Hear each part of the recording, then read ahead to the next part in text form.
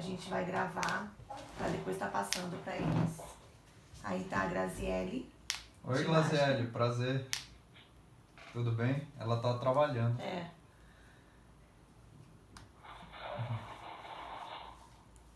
Vamos lá.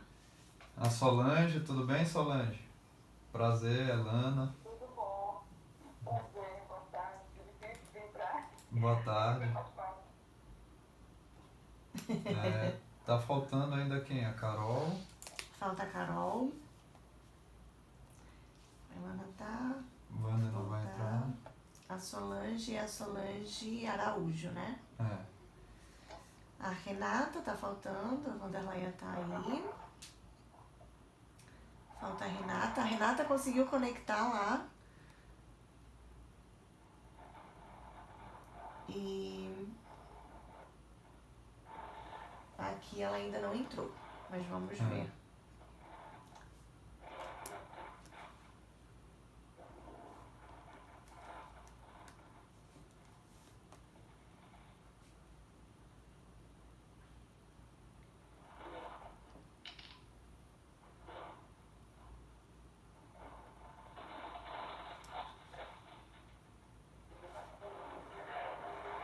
Bom,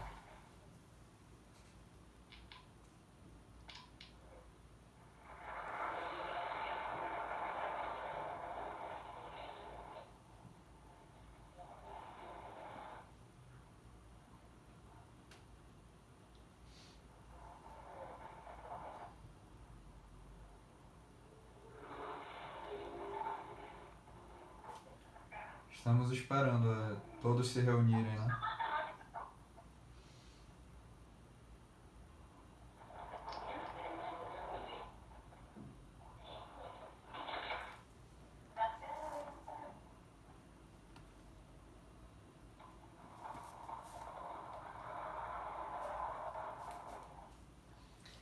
aí entrou a Solange Cunha, que é a do Maranhão, né? Isso. Tudo bem, Sol? Seja bem-vinda.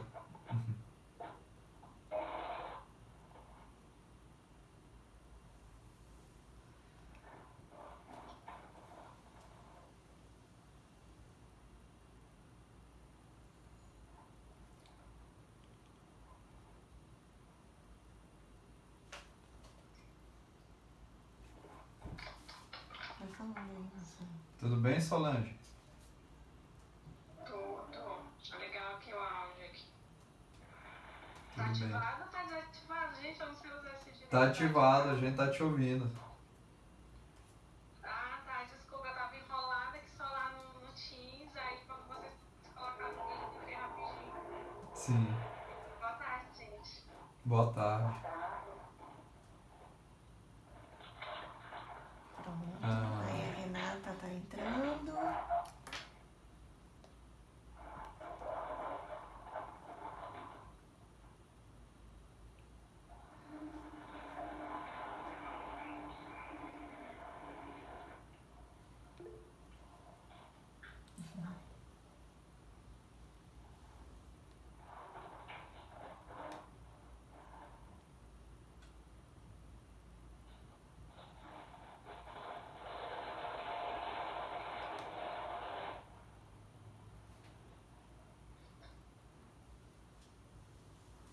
E aí, Renata, tudo bem?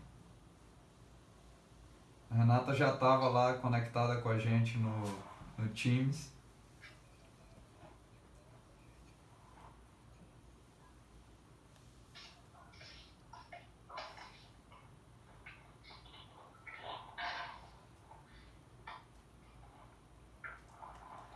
Tá auxiliando a Carol aqui que tá com dificuldade pra entrar.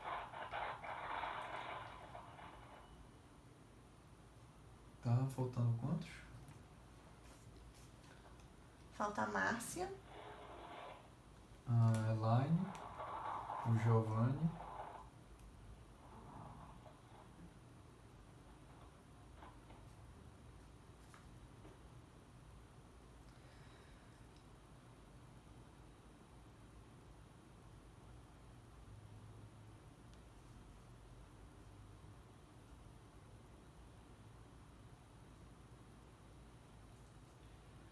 Já faltamos poucos, pessoal.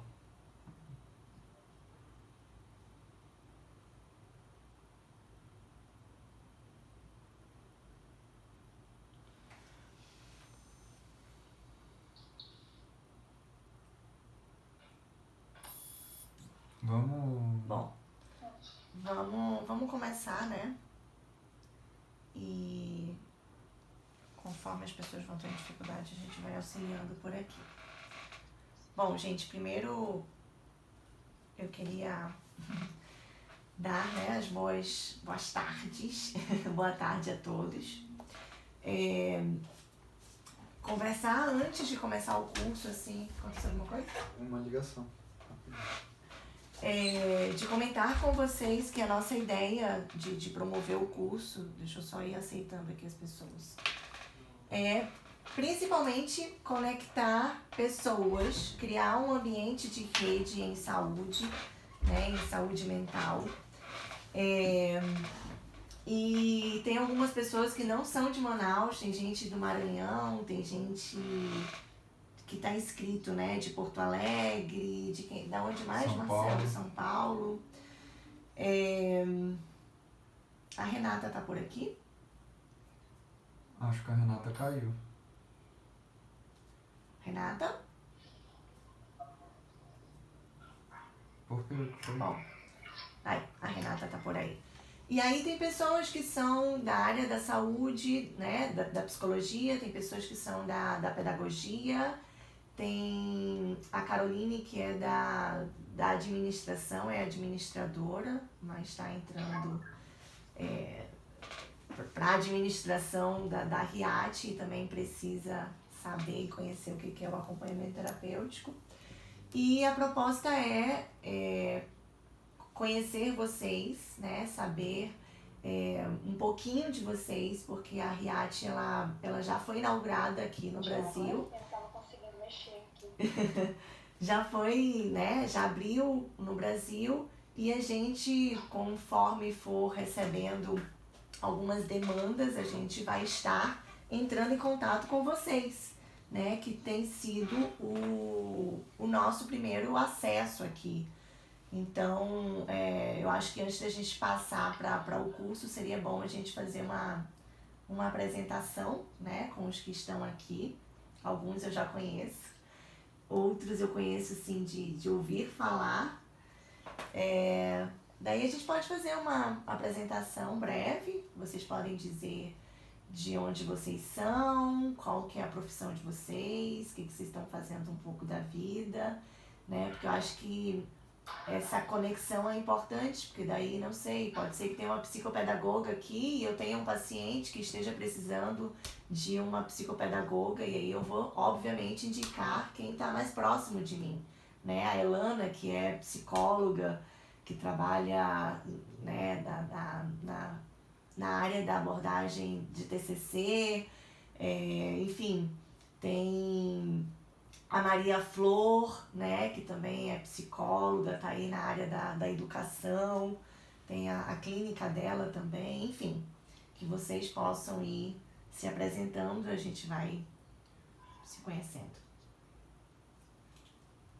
Eu acho que a gente tinha que colocar uma ordem, né? Eu acho que a gente podia começar em ordem alfabética. O que tu acha, Ana Caroline, de te apresentar primeiro? Ainda bem que o meu é esse.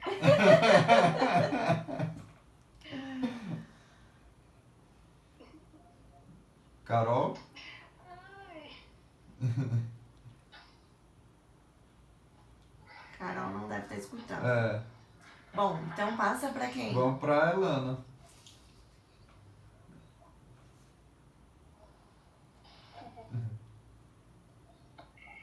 Boa tarde. Boa tarde, Elana. Tudo bem? Tá me ouvindo bem? Sim.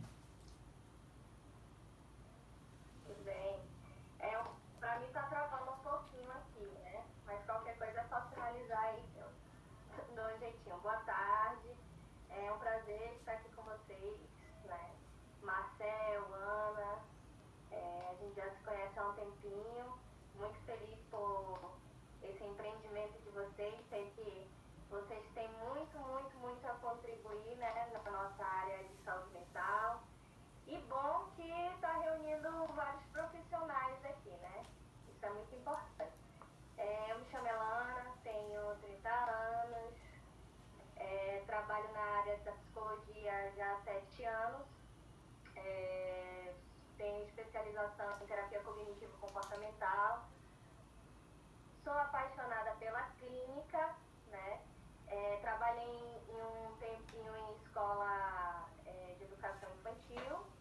Mas a clínica sempre foi minha paixão. Então, eu tenho investido mais, né? E espero aprender com vocês hoje. É isso. Legal. Perfeito. Esse espaço aqui vai ser de bastante troca, né? A ideia é que a gente possa ir aprendendo aí entre todos. Eu acho que eu pulei a Glaziele, né? Que eu acho que o G vem antes do H. Eu acho que eu cometi essa falha aí. Você quer se apresentar aí, Glaziele?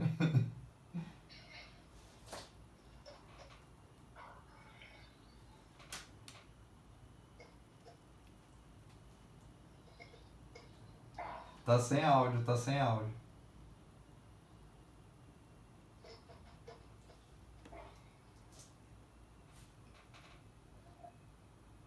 A gente não te escuta, tu tá sem áudio. Tu tem que ativar o teu áudio, Grazi. Vê Eu se tu acho que consegue ativar por aí. enquanto a Grazi tenta aí ativar o áudio Sim. dela, a Renata pode ir se apresentando também, Sim. né?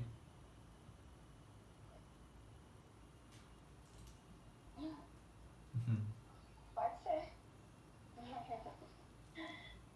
Boa tarde. Pode começar? Pode.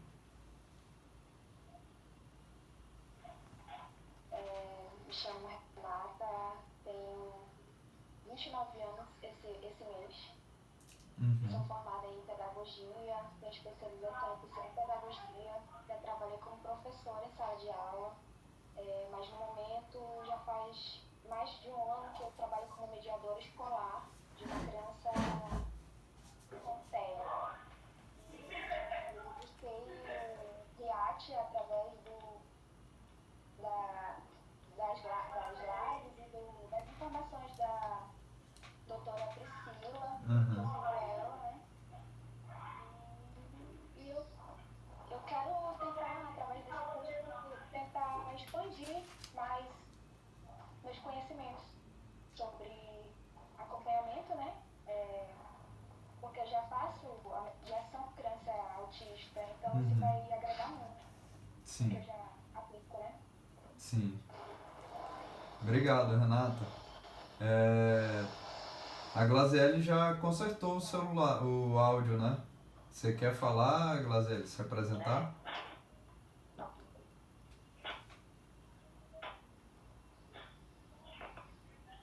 Sim.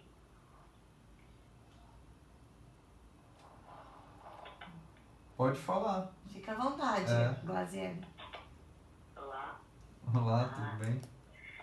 Eu sou Glaziele, eu já trabalho como acompanhamento terapêutico há mais ou menos uns 9 anos em clínica de psiquiatria e particular também. E vim aqui também para conhecer um pouquinho mais, saber como lidar com algumas doenças, algumas situações. Hoje eu também estou estudando psicanálise, já fiz alguns cursos também de análise comportamental e vamos seguindo aí nessa área de saúde mental. Legal. Muito legal. E Seja de onde que tu bem-vinda. é?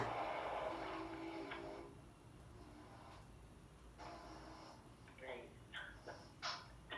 Acho que ela que é de São Paulo, né? Sim. Você é de São Paulo, né, Glaziele? Oi.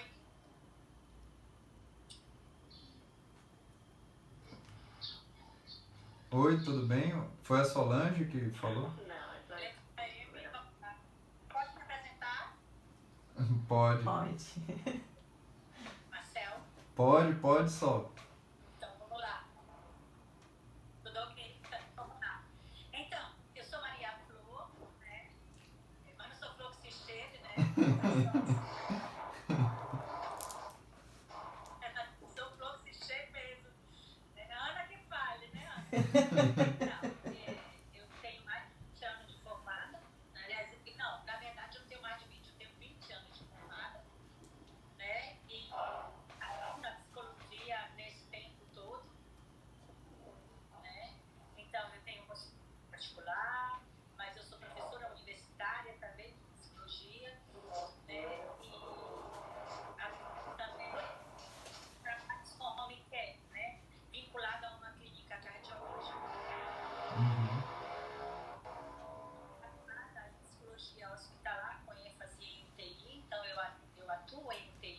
Uhum.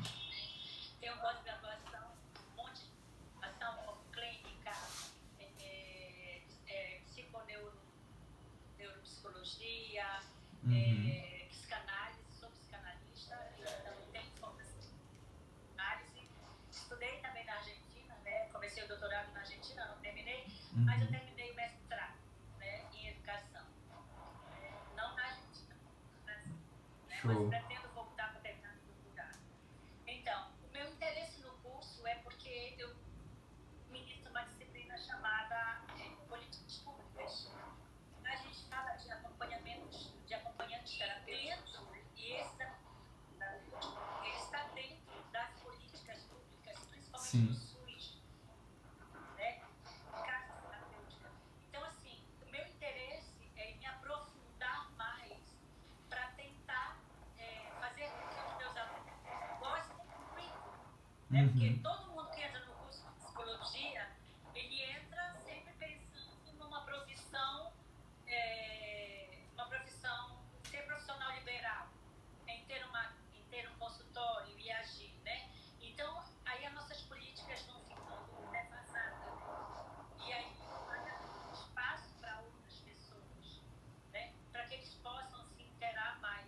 Então, eu tenho um interesse muito grande e eu estou aqui para a gente trocar conhecimento. Sim. Então, qualquer coisa, é só me acionar. Muito obrigada. É um prazer estar aqui com vocês. Uhum. É um prazer estar com a Ana Jolie. E a gente já construiu algumas histórias no passado, né? Isso é muito bom, tá? Sim. Então, eu só vou desligar minha câmera e eu peço para quem está com os microfones ligados, da microfonia, Uhum. né? Então, é bom que só quando for realmente falar, acione o microfone, porque senão, como a gente estava dando aula na plataforma MET, que é a que nós estamos, Uhum. eu sei que muitas câmeras e microfones ligados da microfonia, Uhum. e assim cai um pouco o sinal. Sim. Beleza? Beijo. Obrigada, Flor. Obrigado, Flor. E é muito interessante isso que você falou sobre as políticas públicas. A gente vai falar um pouquinho disso também sobre o início da clínica, né? Quando a pessoa está estudando esse momento de transição entre se receber o título na universidade e começar uma clínica, né? Eu acredito que a gente tem bastante a contribuir aí com esses temas. E bom, tem aí as Solanges, né? E a Elaine também para se apresentar, a Vanderleia. A Vanderleia vai fazer a apresentação pelo Pelo WhatsApp porque ela está com probleminha Ok. de aparelho. Eu acho que a Elaine pode fazer aí a apresentação dela, depois a Solange Araújo e depois a Solange Cunha. Pronto. Tá sem o fone, sem o áudio.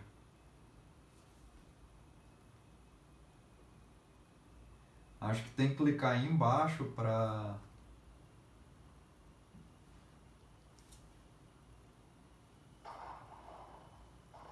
Solange Araújo, pode se apresentar.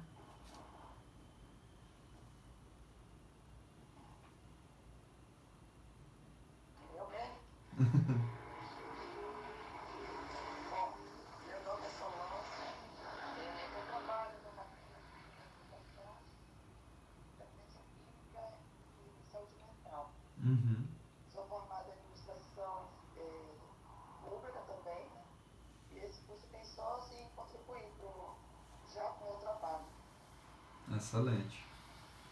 E é legal a gente ter cada um de uma área com uma visão, porque eu acho que isso vai enriquecer bastante o bate-papo, né? A gente vai poder receber aportes de distintos olhares, né? E esse da dependência química é um que é bastante desafiante, né, Solange?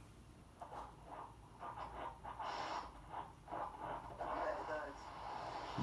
E Solange Cunha... Cada vez indo buscar, né, mais Sim. informações. Oi, acho que eu liguei o áudio já, né? Já. Liguei. Estão me escutando? Sim, sim. Já, eu acho que só eu que estou representando a região Nordeste, gente. Meu nome é Solange, eu tenho mais de 30 Eu sou pedagoga. Oi, gente, eu não sou rica, todo mundo quer dizer a idade, mas eu não posso entregar a idade.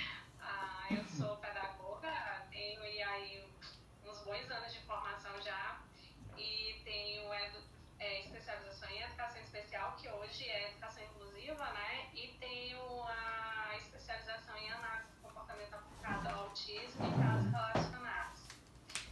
Trabalhei na área administrativa por bastante tempo, aí mais de 22 anos, como administrando empresas de prestação de serviço, gráfico, comunicação visual, marketing. E nunca atuei em sala de aula como pedagoga, mas hoje eu deixei a prestação de serviço e hoje o meu trabalho seria mais ou menos um acompanhante terapêutico, mais na parte de adaptação de material. Eu trabalho com a adaptação de material, então eu acompanho o aplicador a utilizar o material que eu vou adaptar dependendo da necessidade do cliente, né? E também sou mãe, tenho um filho. Nossa, vamos descobrir a minha idade, né? A idade dele, né? Ele tem 24 anos, é formado em administração e tem TEA. Ok, olha aí. Gente, é isso. E eu quero conhecer a RIAT, né? A indicação de uma prima, já conversei com o Marcel, com a Ana, né? E assim, gostei bastante. E eu achei legal essa iniciativa do curso, de conectar pessoas, né? Achei bem interessante. Quero conhecer um pouco mais. Obrigada, Solange. Obrigada pela tua apresentação. Bom, a Vanderleia passou aí no grupo. Vou desligar os aqui. Tá bom.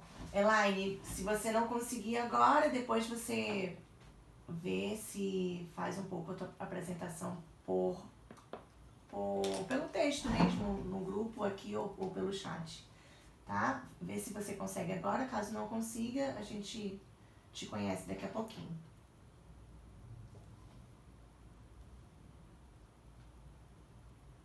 Eu acho que não.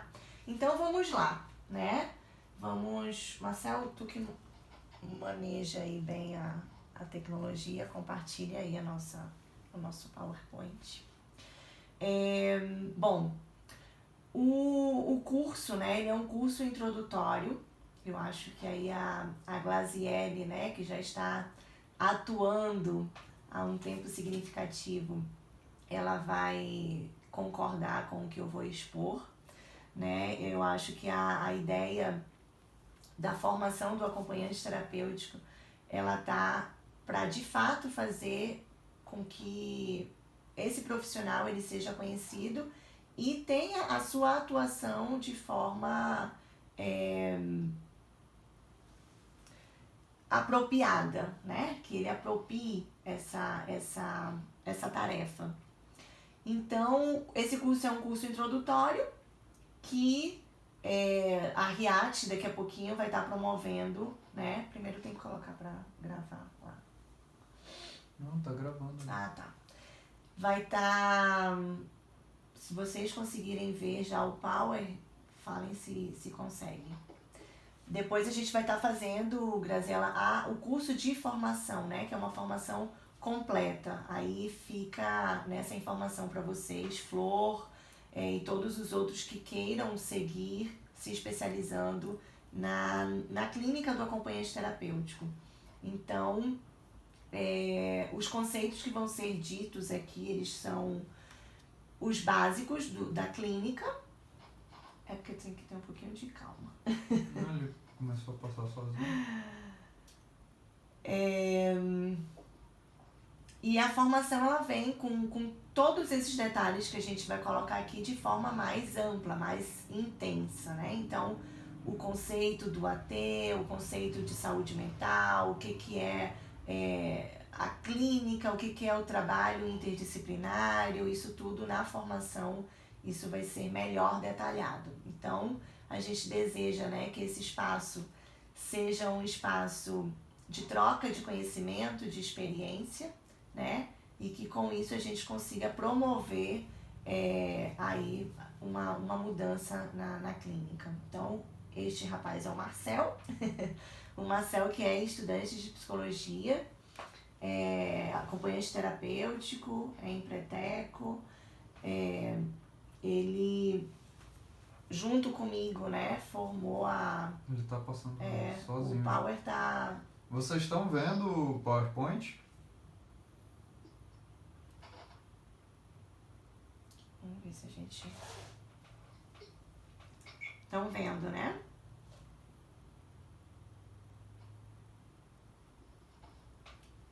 Pode deixar assim mesmo, então, Marcelo.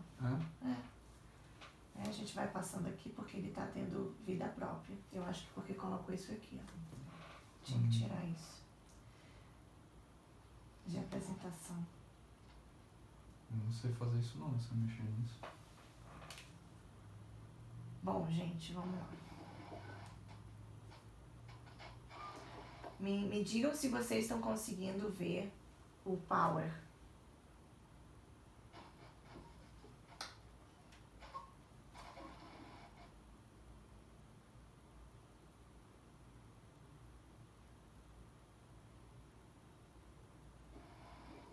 Estão conseguindo ver?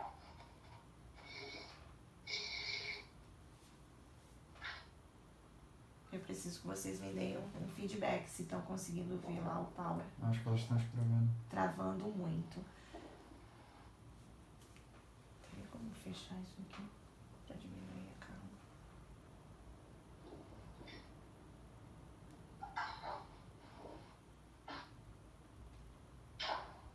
Tá travando muito, a Glazelli falou. Deixa a gente fechar aqui algumas. Tá, e aí eu vou acompanhando aqui também, Marcelo. Uhum.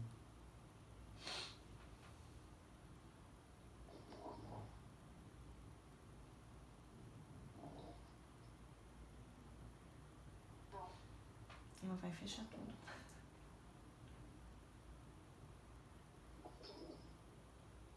Pronto. Vamos voltar pro Power.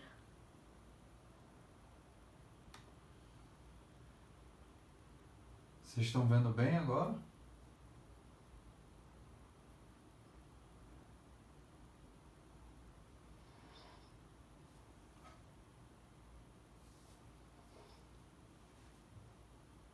Não, ainda não estão vendo.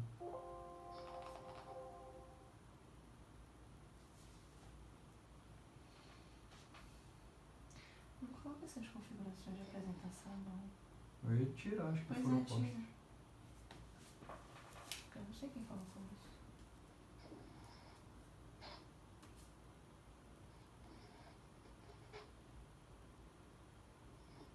Forma individual.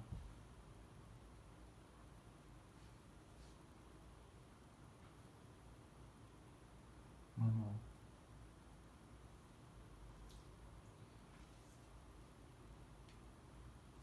Aqui. Tira.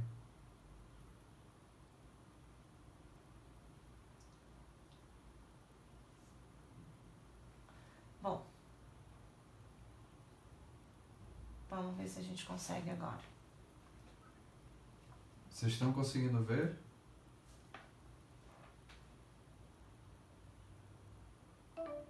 Caiu. Coloca pra carregar teu computador, Marcelo, por favor.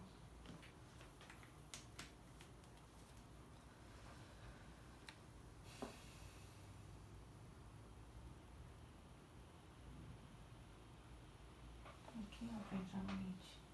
Aonde? Aqui? Ah, você tem que pegar o link, né, que tá no Telegram.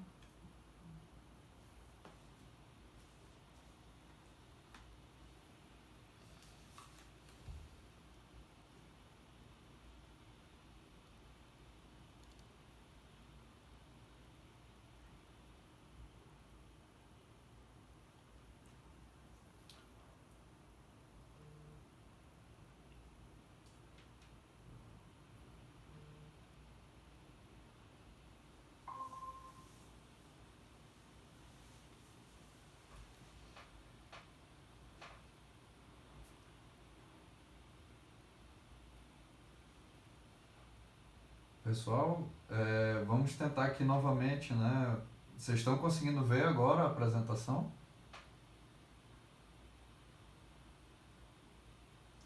Estão vendo bem a tela? Não está escutando?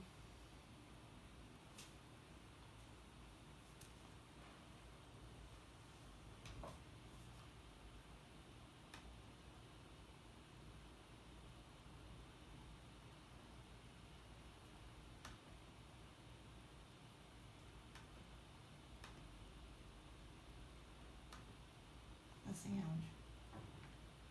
Vamos ver aqui.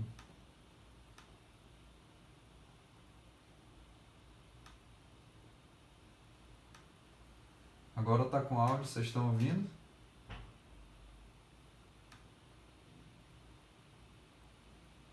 Ok. Perfeito. E estão vendo também.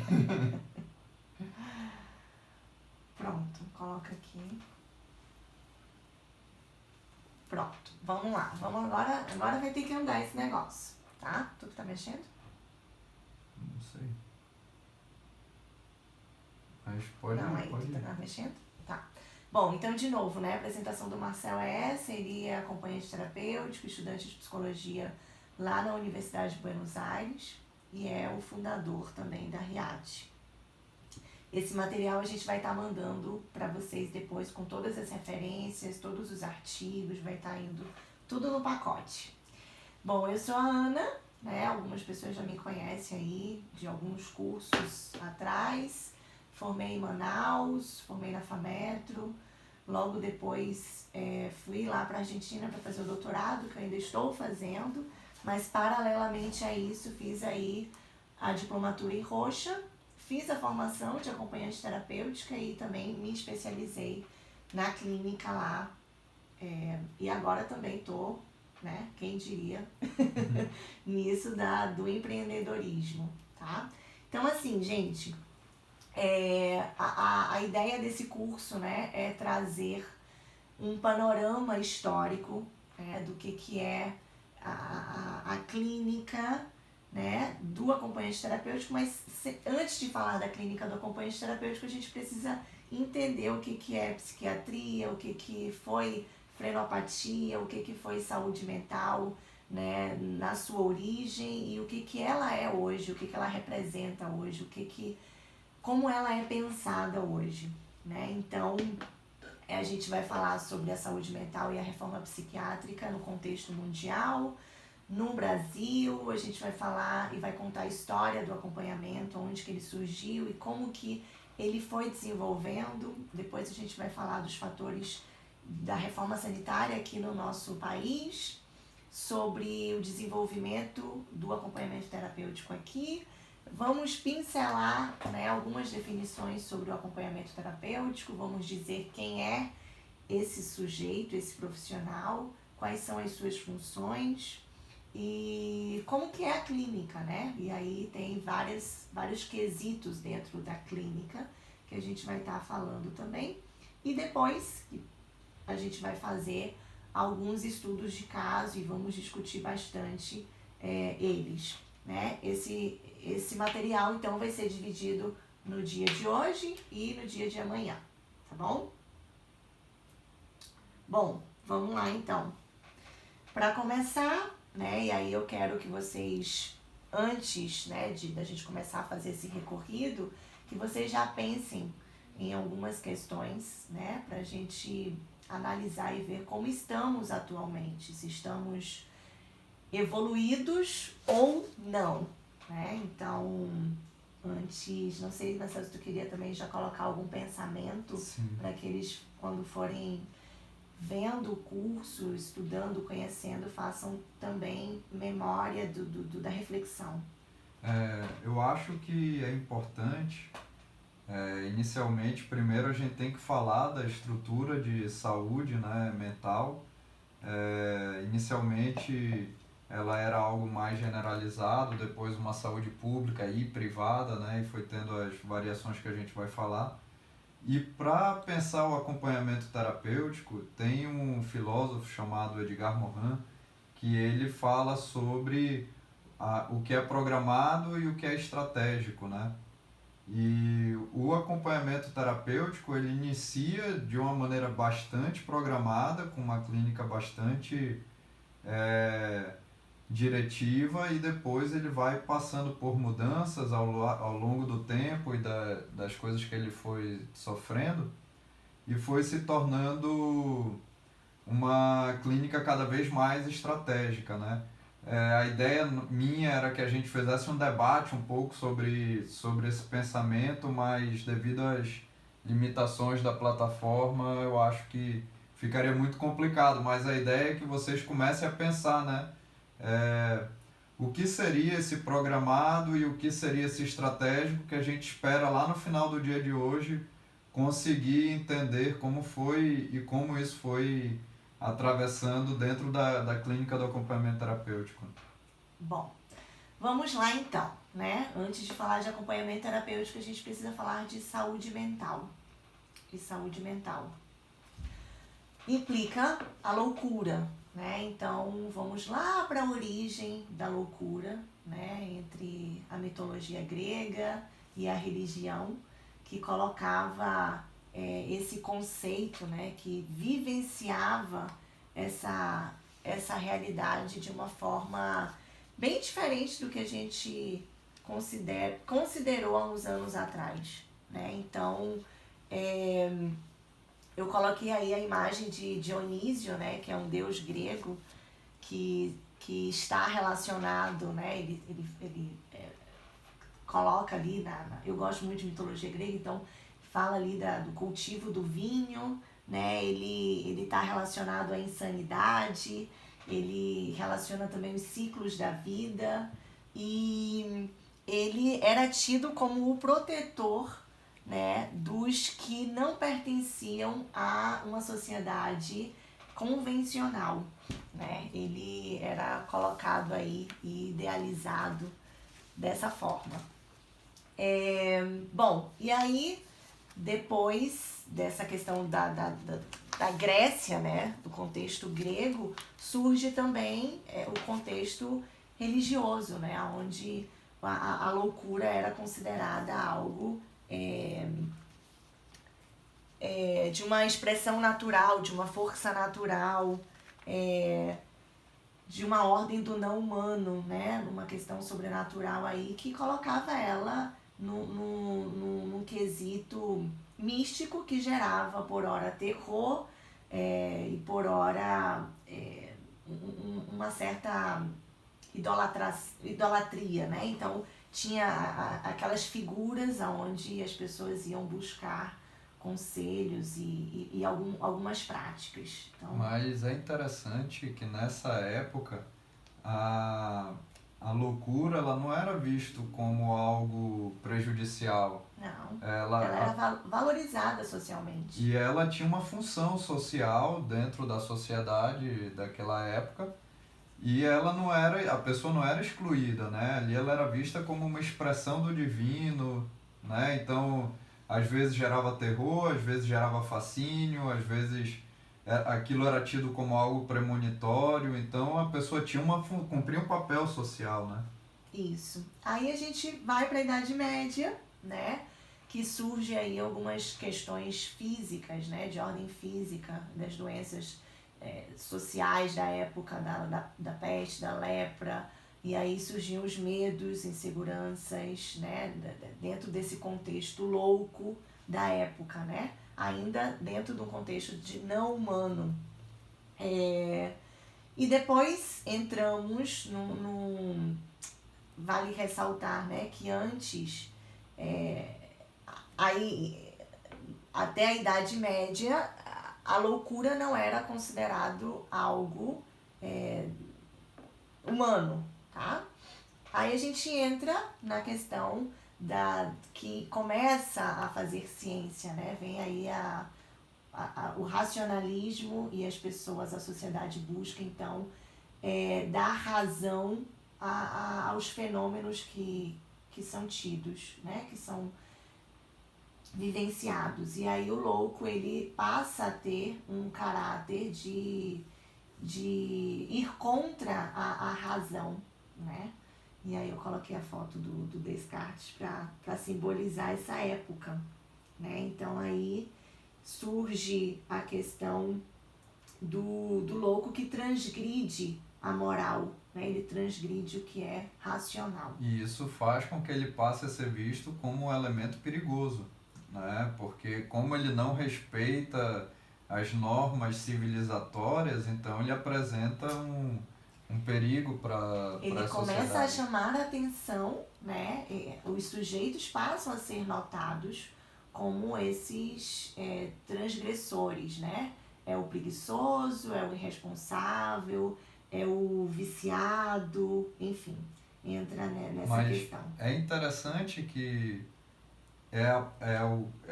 o racionalismo, a partir da construção científica, que vai gerar essa exclusão, né? Daqueles que não possuem acesso a essa lógica, né, de pensamento. Então, socialmente aceitável, né? Isso. Bom, aí a gente avança um pouquinho, né? E aí a gente entra no século XVII, com o mercantilismo. E aí eu coloquei essa imagem e quando estava construindo o Power, eu estava conectando assim o passado com o presente, né? E tem coisas que a gente ainda vê hoje em dia que parecem ainda da Idade Média, do racionalismo, do mercantilismo, né? Nessa época, o que traz a sociedade, o que traz a cultura, né? Ela domina a questão do valor, né? Da produção do humano. Então, a população ela passa a ser o bem maior da nação devido ao que ela gera de lucro, né?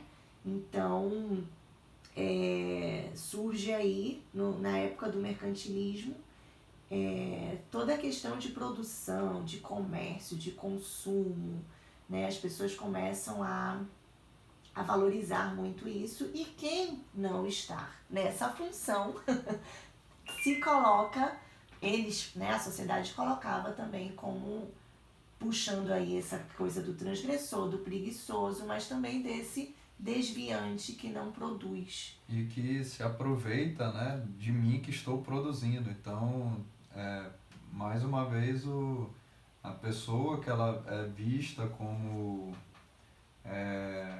louco, né, ela vai sendo novamente marginalizada. Então, à medida que a gente vai criando padrões e métricas e tudo isso que veio com o iluminismo, né, e que veio sendo construído do Renascimento para cá, ela de determinada forma também vai excluindo os que não se adequam a essa realidade. Isso. E aí é aí nessa época que velhos, crianças abandonadas, aleijados, mendigos, portadores de doenças venéreas e, obviamente, os loucos, eles passam a ocupar, eles começam a ser juntados, né, e colocados numa posição de isolamento, né? Então Foucault ele fala aí um pouco, né, da condição, né, de que estavam nus, com trapos, tendo, enfim, condições muito, muito miseráveis, né, no contexto de qualidade humana. E eu acho que é importante nesse momento a gente ir traçando também as evoluções do que a gente vê hoje em dia, né? Se a gente olha a história recente da saúde mental no nosso país, nos últimos 50, 60 anos, a gente vai identificando também um pouquinho de cada momento histórico ainda sendo visto, né? Que a gente vai estar vendo já já. Aí a gente avança um pouco, né? E assim, um pouco que eu digo é um século mais tarde, com a Revolução Francesa, onde os ideais, né, famosos da época era liberdade, igualdade e fraternidade. Vocês estão conseguindo acompanhar bem aí? Vão me dando um feedback que a gente está dando seguimento aqui.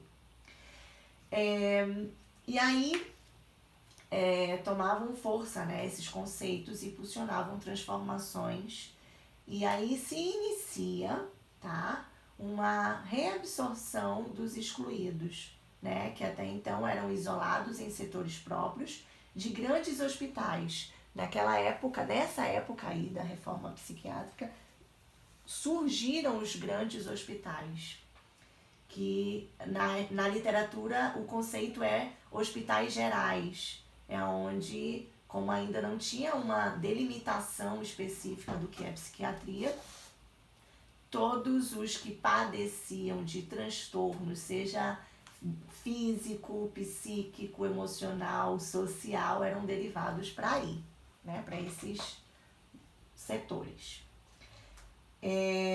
Bom, ao mesmo tempo, no espaço de assistência pública, né, porque aí tem a questão política, fazia isso que eu acabei de dizer, né, fazia esse recolhimento, pegava e segregava esse conjunto de pessoas, né, e situavam aí, colocando essa perspectiva social, né, subordinada às normas do trabalho, da indústria, da moral da burguesia, enfim, e fazia essa função de ordem, né, de manutenção pública. Mas tem uma característica aí nesse momento que a gente fala de hospital, ele já tem alguma coisa de tratamento, mas como ele funciona? Ele primeiro ele serve para ser um local de exclusão das pessoas, aqueles que não tem jeito vão ficar aí eternamente, e a outra tentativa é ajustar a cabeça ou a mentalidade desse que está aí dentro para que ele funcione como uma peça bem ajustada da engrenagem social. Então é tudo visto de uma maneira como se a sociedade fosse um relógio, muito mecanicista, né? Então eles tentam ajustar a pessoa para que ela vá e funcione na sociedade. Então ele ainda tem uma função muito de repressão, né? Aí, depois, né, a gente avança mais um pouco, né, lembrando que tudo isso que a gente já falou já são anos, né, anos e anos e anos de loucura e sofrimento, saindo de um contexto idolatrado, valorizado ali da religião, da ideologia grega, passando até esse conceito da Revolução Francesa, né, onde o sujeito humano ele se torna um produto, um instrumento de trabalho.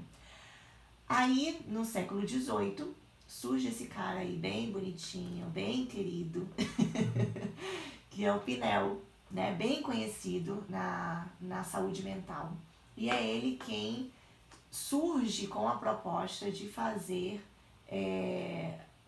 e conceituar doença mental. Então a loucura ela passa a ter uma nomenclatura, ela passa a ter um conceito diferenciado.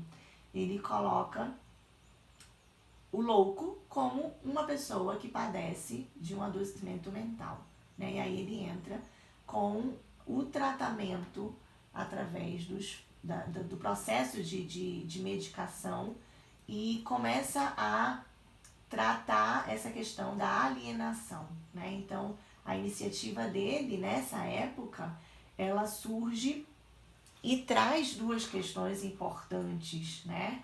Que é a seguinte, né? Por um lado, ele traz a possibilidade de tratamento terapêutico e, por outro lado, com essas ferramentas, ele define algo, né? E é assim que realmente vão surgindo os experimentos científicos. A gente vai fazendo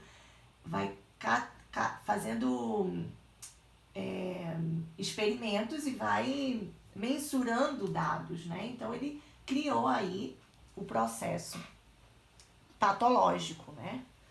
Nesse contexto se estabelece então um impasse. Se a psiquiatria nessa época ela possibilitou ao louco, agora como um enfermo mental, se ele fosse concedido o direito de ter uma assistência médica e de cuidados terapêuticos, e em contrapartida ele retirou aí, uma vez mais, né, o louco ele é retirado desse contexto de cidadão, né, comum, porque aí ele passa a ser o doente mental, né, e no espaço social ele tem essa nomenclatura muito marcada, é o louco, é o doente mental.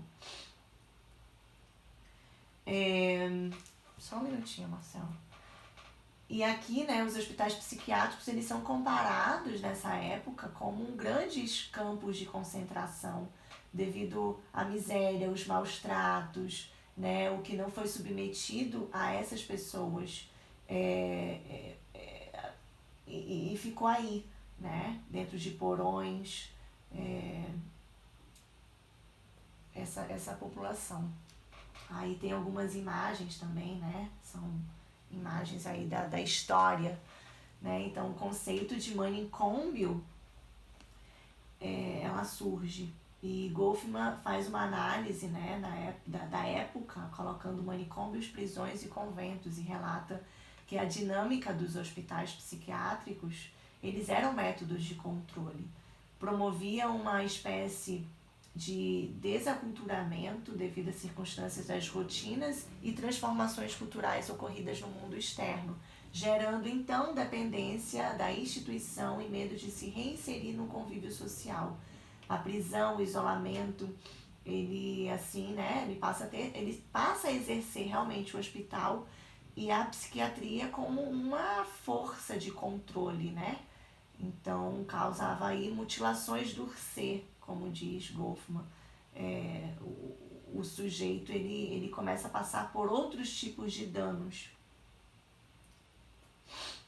E, uma vez mais, depois avançamos mais 200 anos, e por mais paradoxal que possa ser, somente depois, né, ou no período das duas guerras mundiais, no século XX,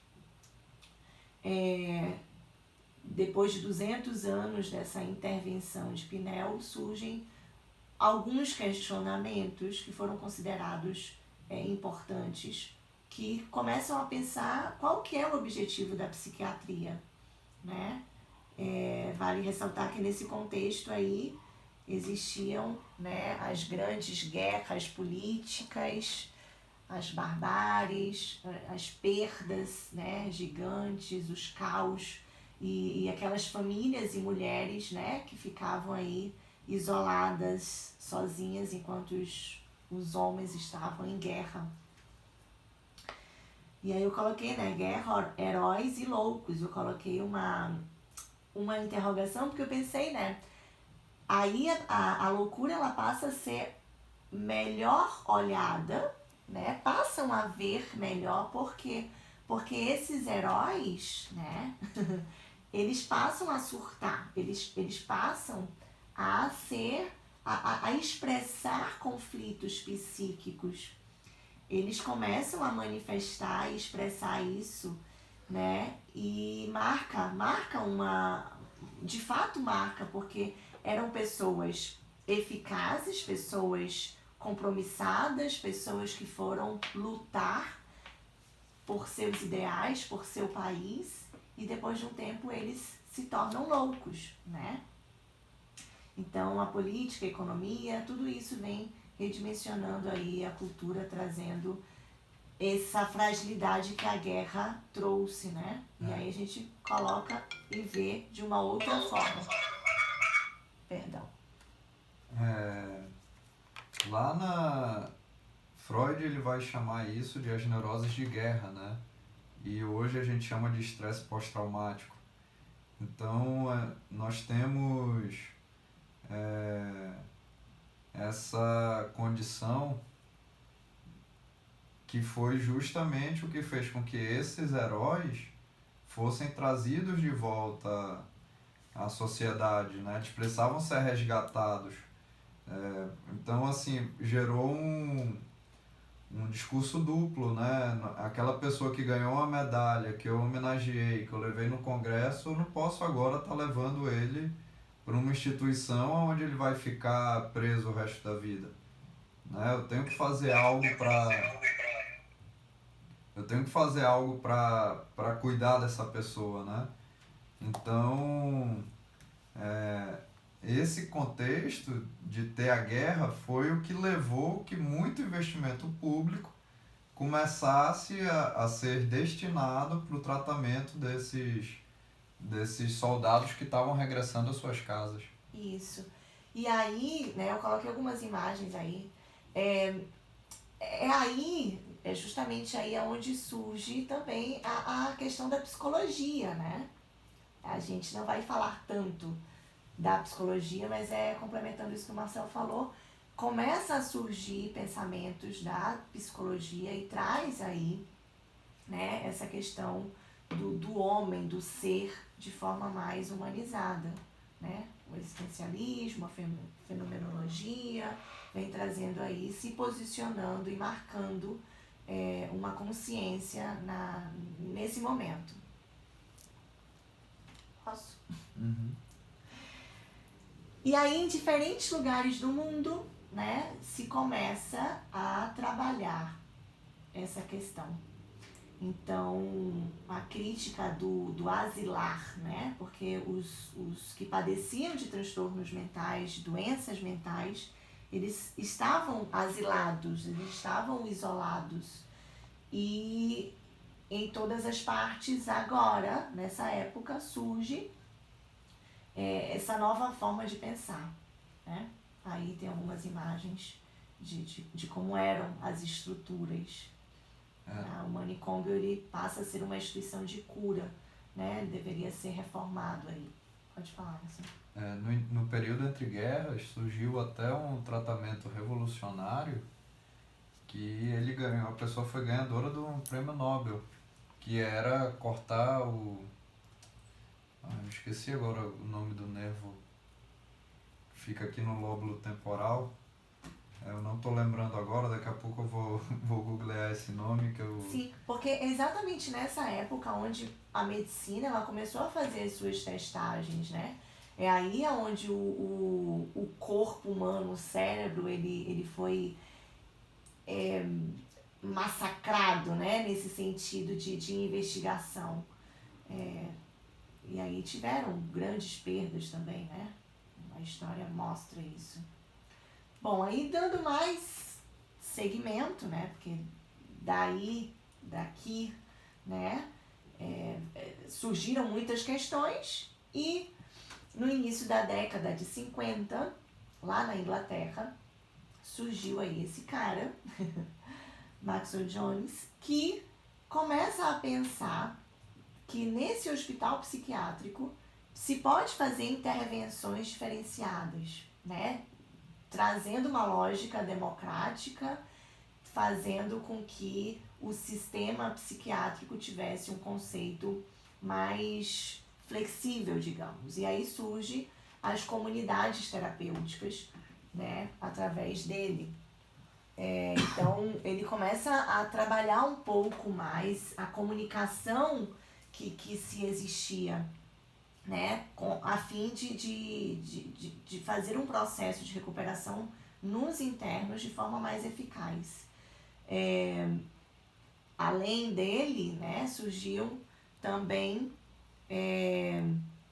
exatamente, Edlaine, ela falou aí da lobotomia, Sim, é isso exato. mesmo. Surgem, né? Então, na Europa, nos Estados Unidos, esses conceitos de psicoterapia institucional, da psiquiatria de setor, enfim, e das comunidades terapêuticas. Nesse momento, muito obrigado aí a Edlaine que comentou da lobotomia. Do Holocausto brasileiro. Exato. Da lobotomia, sim. Exato. Nesse momento histórico que a gente está vivendo, dos anos 40 para cá, todo esse movimento de desinstitucionalização ou deshospitalização, dependendo do tipo de doença, a gente pode usar distintos nomes, ele começa a se fortalecer. E aí, quando começa a aparecer com grande importância a figura do acompanhante terapêutico. Inicialmente apareceu o Maxwell Jones, teve também o italiano, que eu acho que a gente vai ver mais na frente. Mas inicialmente, o que foi que aconteceu? Eles começaram a mudar estruturas organizacionais e de relações dentro dos próprios hospitais. Então, antes, aqueles hospitais que eram hierarquicamente fechados, que pareciam um exército, né? Ali com restrição de... O que foi, Ana? Não, sim. De restrição mesmo, Não, de cuidado humano. eu pensei que fosse falar alguma coisa. Não. A Ana levantou a mão aqui. Com restrição de comunicação, que a informação não chegava ao paciente, que o paciente estava não acorrentado, mas ainda preso a essas estruturas. isso tudo começa a ser repensado. Então, o Maxwell Jones ele começou a transformar algumas instituições e a mudar a hierarquia e a estrutura de funcionamento no interior delas. Isso. E aí, nos Estados Unidos, né, década de 60, surge o movimento de psiquiatria comunitária, constituindo uma aproximação da psiquiatria com a saúde pública que buscava a prevenção e a promoção da saúde mental. Aí também surge o conceito de antipsiquiatria, de Line e Cooper. Nesse movimento aí, não só a psiquiatria, mas a própria doença mental, ela vem mostrando um saber psiquiátrico que nessa época ainda, né, a questão era essa, não conseguia responder todas as questões da loucura. Aí eu penso, né, e hoje a gente consegue? O que vocês acham? Hoje a gente já consegue responder a questão da loucura? Né? Fica aí pra gente ir pensando. E também na época do pós-guerra, na Europa surgiu também um movimento de prescrições sociais, porque as pessoas estavam ficando muito isoladas e elas precisavam ter companhias. Ainda não era um serviço terapêutico e também não era dentro de saúde mental, ele era uma prescrição social, de sociabilizar, né? E junto desse contexto aí, a gente vai vendo diferentes focos surgindo em diferentes países, todos em busca de construir uma solução superadora de todas essas crises que foram sendo construídas desde o Renascimento até o Iluminismo, né? Isso. E aí, como a Flor comentou aqui também, né? Eles eram despersonalizados, exatamente. Uhum. Traz essa questão, né? Que a sociedade... Aí é que eles começam a pensar que além da questão biológica, física, a sociedade também tem uma parcela de culpa aí, de que a sociedade passou a enlouquecer. Não sei se nessa época ou se sempre, né? E a Edileide comentou sobre o Holocausto brasileiro, exatamente. Eu li o livro, né? Eu não assisti o documentário, o livro da Dani Arbex, mas... Elisângela, da Edileide. É o que ela tá dizendo. tá. Não, tudo bem. É porque a gente tá acompanhando pelos... aparece Edileide, mas Sim. Não, tudo bem, Elisângela, a gente, isso que você comentou realmente é verdade, né? E o que acontece? A gente olha, por exemplo, esse episódio do Holocausto brasileiro, ele estava ocorrendo agora, nos anos 60, 70, enquanto a gente está vendo reforma psiquiátrica lá dentro nos Estados Unidos ou na Inglaterra. Enquanto isso, no Brasil, a gente estava passando por um outro momento, a gente vai ver mais adiante. Mas é legal a gente ir tendo essas interações, porque vai permitindo a gente traçar paralelos, né? E aí, a gente fica feliz de saber, né, que nessa época que é muito próxima da nossa, começou a se pensar, né, porque foram muitos anos de sofrimento e como disse e está comentando aqui a Flor, a religião, paralelamente a isso, vem caminhando, né? Assim como hoje ainda tem muita influência, e a ciência também está dedicando tempo e investindo trabalho com a questão da mística, com a questão da religião, enfim, tem muitos artigos, muitos trabalhos interessantes também. Eram os religiosos que muitas vezes acompanhavam, mas não acompanhavam ainda como a gente espera que deveria ter sido feito, né? Então, exato, de hospedar. A Flota fez um comentário interessante sobre a etimologia da palavra hospício, e eu não conhecia, né? Que é de hospedar.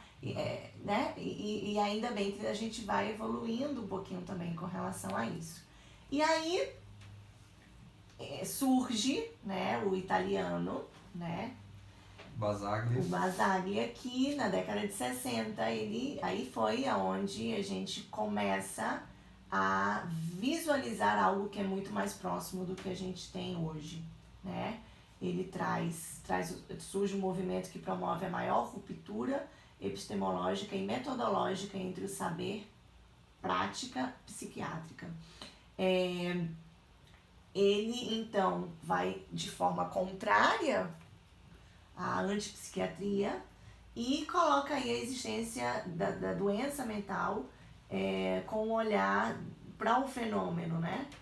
Um olhar que beneficia a complexidade da loucura como algo inerente à condição humana e que vai além do domínio da psiquiatria, dizendo respeito ao sujeito, à família, à comunidade e os demais atores sociais, né? Então ele coloca todos os aspectos do humano, né?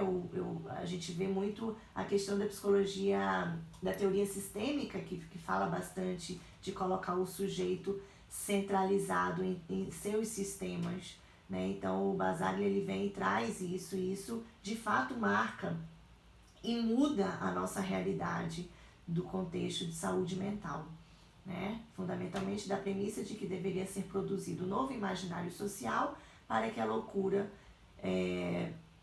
se desvinculasse dos conceitos de periculosidade, preguiça, incapacidade, tudo aquilo que ainda vinha sido arrastado desde lá da Idade Média. Esse movimento, ele passa a entender a loucura não só como a falta de algo, como a falta de saúde, mas também como a subjetividade de cada um, as idiosincrasias que cada um tem.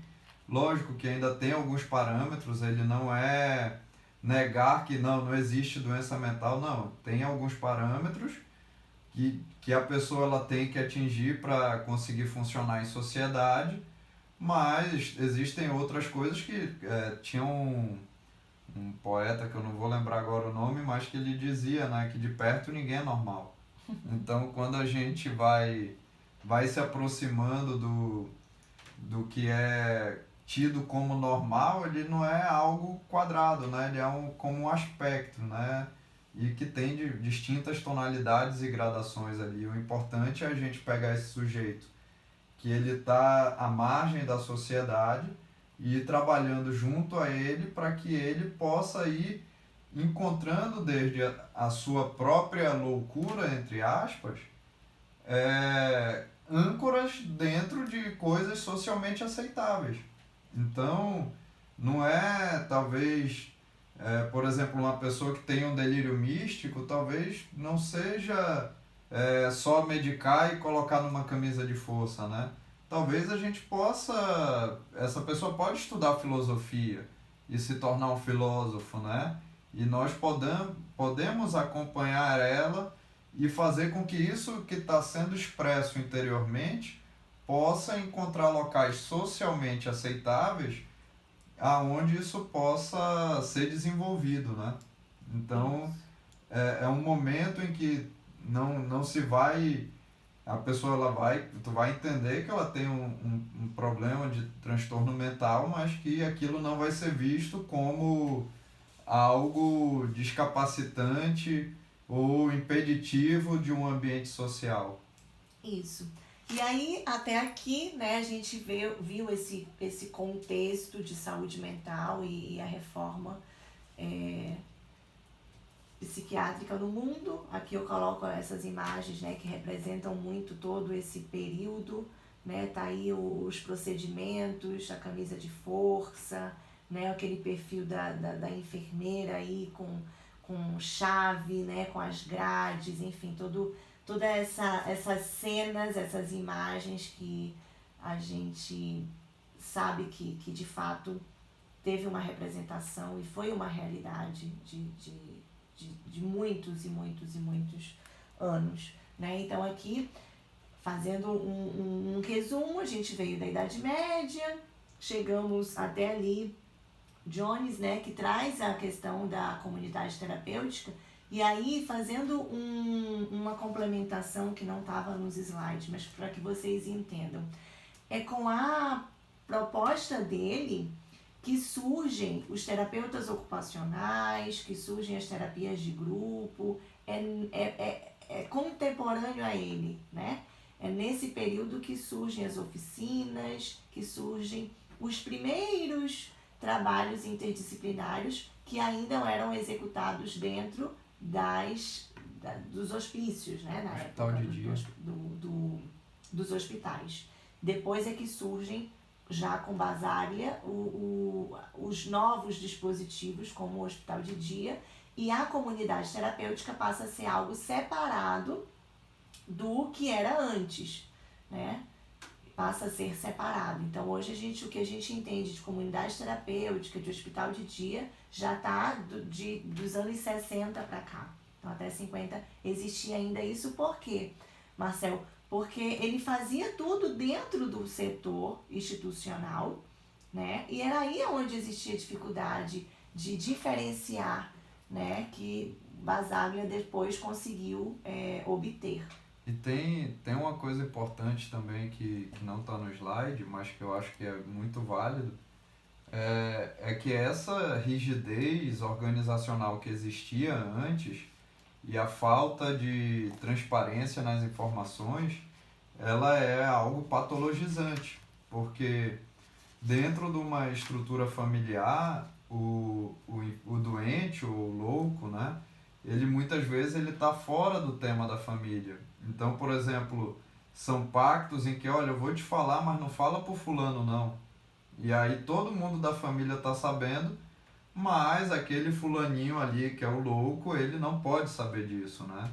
Então, isso muitas vezes era reproduzido dentro dos ambientes institucionais antigos, anteriores aos anos 50, no qual o doente ele não sabia se ia sair, não tinha direito a saber que medicamento estava tomando, ele não sabia nada. Chegava lá, fazia aqui na foto do meio, eles estão dando medicamento, estão fazendo uma lobotomia. A pessoa era prescrita a lobotomia, tem que fazer, era prescrito a eletroconvulsão, e tinha que fazer. além do mais, eram sujeitos de experimentos, né? É importante não desqualificar a ciência daquela época, porque eu acho que deveria ter iniciado de alguma forma e lamentavelmente foi dessa forma, né? Mas existia essa necessidade da ciência de fazer procedimentos, de criar procedimentos para poder avançar em alguma questão. Aí quem teve contato, quem teve a oportunidade de fazer leitura de como funcionava, né? Eu tive a oportunidade ainda aqui em Manaus estar no Hospital Eduardo Ribeiro, vi algumas coisas que para mim pareciam ser da Idade Média, mas a gente precisa entender também que se não tivesse isso, né? Se tudo isso não tivesse sido acontecido, hoje talvez a gente não teria a possibilidade de estar numa zona mais confortável, tá? Bom, aqui a gente termina essa primeira parte, tá? E aí eu quero perguntar de vocês se a gente faz o intervalo de 20, 30 minutos e depois a gente passa para a questão daqui no Brasil, que é bem curtinha, são 2 lâminas, e aí a gente começa a história, então, da origem e o panorama da história da clínica do acompanhamento terapêutico. O que vocês acham? Comentem aqui. Se está indo bem, se tiver esse entendimento, né, dessa construção que a gente trouxe. E eu quis salientar bastante essa questão da loucura, por quê? Porque hoje, tá?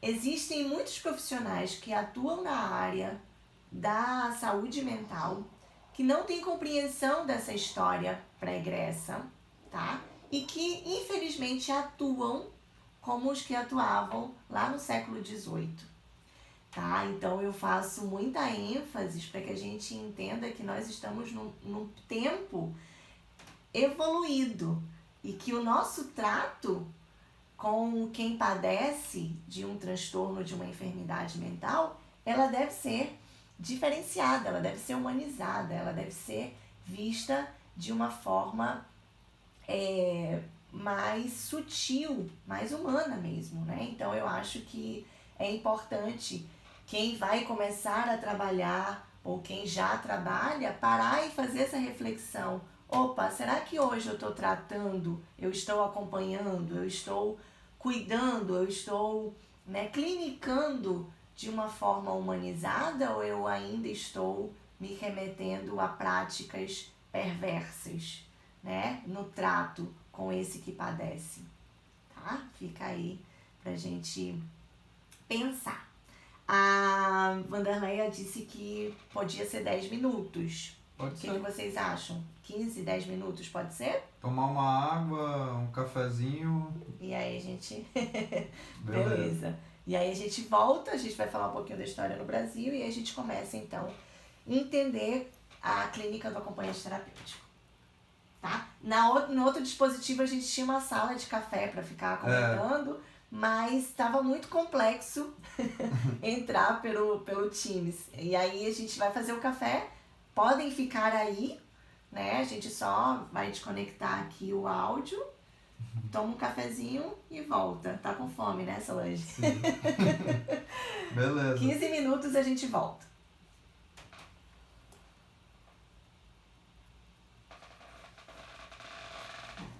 Acho que eu não vou ter com o bolso. Tá, né? Você tava preocupado de estar indo. Eu só fico preocupada de tu